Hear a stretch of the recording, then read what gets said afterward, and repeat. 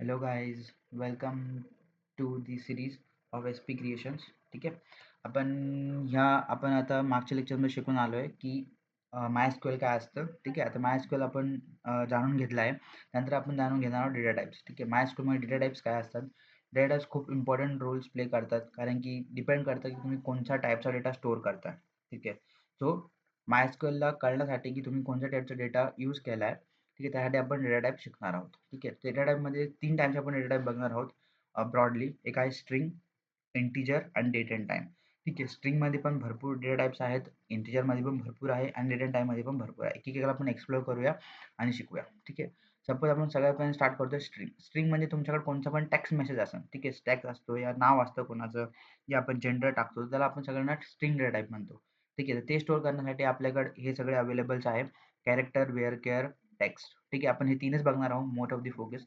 मी हे सगळे दिलेलं आहे, तुम्ही एक वाचू शकता. तुम्हाला जशी नीड पडेल तुम्ही तसे वापरू शकता. पण ब्रॉडली आपण जे यूज करणार आहोत ते आहे कॅरेक्टर, व्हेरिएबल्स आणि टेक्स्ट. ठीक आहे. कॅरेक्टर काय असतं? कॅरेक्टर म्हणजे तुम्हाला एक व्हॅल्यू. ठीक आहे. कॅरेक्टर. ठीक आहे. एक व्हॅल्यू तुमच्या नावातली. ठीक आहे. आणि व्हेअरकेअर म्हणजे एक पूर्ण व्हेरिएबल लेंथ असते. ठीक आहे. तुमच्याकडे मोठा टेक्स्ट असतो, त्याला तुम्ही स्टोअर करू शकता. ॲज पर याची साईज पण मोठी आहे. ठीक आहे. व्हेरिएबलची ॲज कंपेअर टू साईज मोठी आहे. तुम्ही 65,000 पर्यंत स्टोअर करू शकता आणि त्याच्यात फक्त 255 पर्यंत एक कॅरेक्टर स्टोअर करू शकता.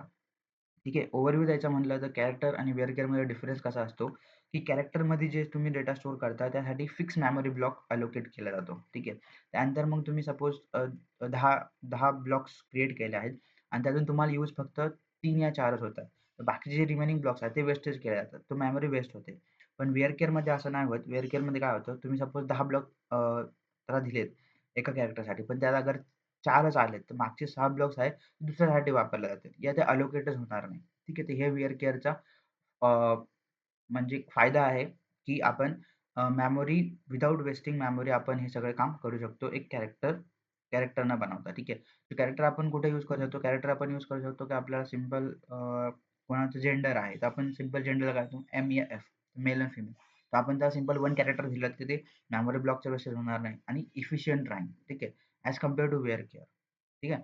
सो आपल्याला जाणून घ्यायला लागेल, की आपल्याला कोणत्या टाईपचा डेटा आहे आणि कसा स्टोअर करायचा आहे. त्यासाठीच हा मोटिव्ह आहे लेक्चरचा, की आपल्याकडे डेटा किस टाईप कोणत्या टाईपचा यातून आपण स्टोअर कसं करतो. ठीक आहे.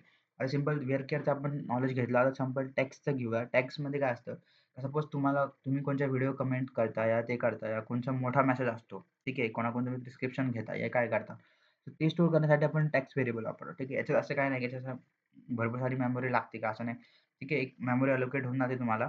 तर ठीक आहे. टेक्स्ट म्हणजे तुम्ही एक व्हेरिएबल लार्ज एक सफिशियंट लेंथपेक्षा पण जास्त डेटा स्टोअर करू शकता. ठीक आहे. इथं व्हेअरकेअरसाठी दिलेला आहे 65,000. ठीक आहे. तुम्ही टेक्स्टमध्ये 65,000 च्या वरती पण डेटा स्टोअर करू शकता. ठीक आहे. हे बाकी जे आहेच आहे, तुम्ही जाऊन एक्सप्लोर करू शकता. हे इतके युजफुल नाही राहत कधी टायमाला.